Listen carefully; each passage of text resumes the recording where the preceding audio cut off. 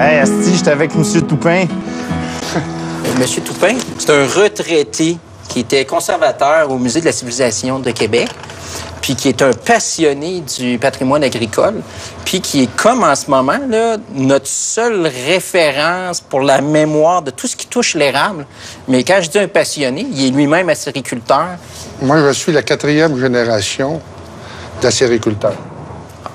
Mon arrière-grand-père à Saint-Victor-de-Beauce avait une érablière à l'époque de 5400 hectares.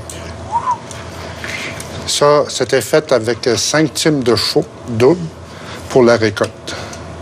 Il faisait lui-même ses auges en bois, il faisait lui-même ses chaudières et il gagnait sa vie presque entièrement juste avec ça. Il faisait 8400 livres de sucre. Ça, c'était en quelle année, ça? En 1885.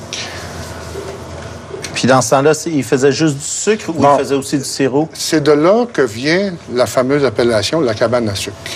On ne faisait que du sucre. Et 95 à 96 de toute la production au Québec était faite en pain de sucre, en 5 livres pour le marché local, puis en 10 livres pour le marché public. Les 10 livres s'en allaient tous en Angleterre. Le sucre d'érable était moins cher que le sucre de canne. Là, je vais vous en montrer une photo. Wow! Regardez ça. T'as toutes les auges, puis les vraies goudrelles, c'est ça. Là, tu mets ton auge au pied de l'arbre. Oui. Elle n'est pas attachée sur l'arbre. Non, non, elle n'est pas attachée sur l'arbre. Parce que là, ça distance assez, ça tombe dedans. En plein ça. Avant d'arriver au chalumeau en métal, on n'a pas eu de brevet à nulle part. C'était des goudrilles faites à la main, en bois. Du moment que l'industrialisation va commencer dans 1880, tu n'as pas le choix. Là, arrivent les brevets. Fait que chaque chalumeau a un brevet, puis sur une période à peu près de 70 ans, tu as 2400 brevets concernant les goudrelles. Ça, c'est avant l'arrivée du plastique. Oui, Avant le plastique. Avant le plastique. Depuis le plastique, il y en a déjà 1700. C'est pour ça que j'ai amené un bout de collection pour vous montrer l'évolution, parce que du moment qu'on a une nouvelle manière d'entailler ou une nouvelle manière de récolter, on double et on triple la production.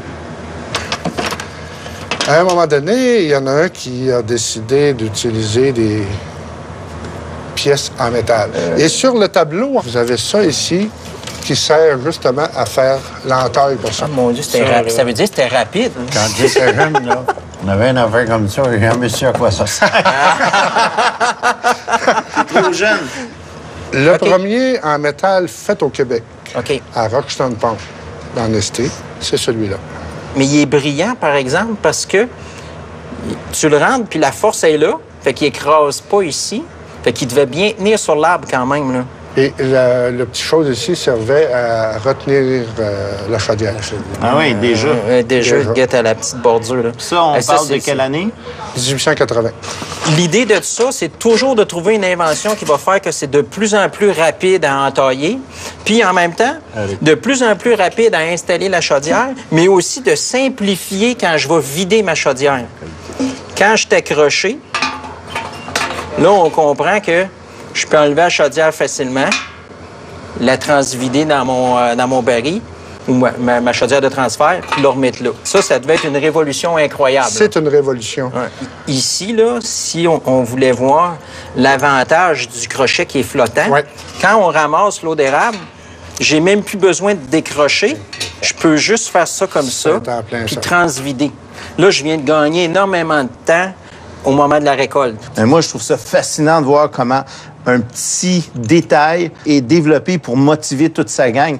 Puis Vincent, il me dit à juste titre, nous autres, on est en cuisine, d'année en année, on fait des nouveaux menus, mais on achète de l'équipement, on s'arrange pour que ça aille plus vite, pour que les gens, quand ils reviennent, ils voient qu'on se préoccupe d'eux puis qu'on fait en sorte d'évoluer.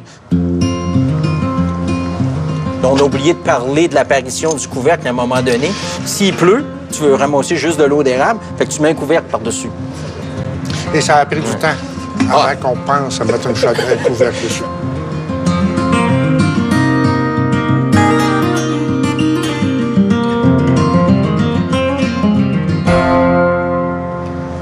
J'ai développé un nouveau prototype de chalumeau qu'on va tester cette année.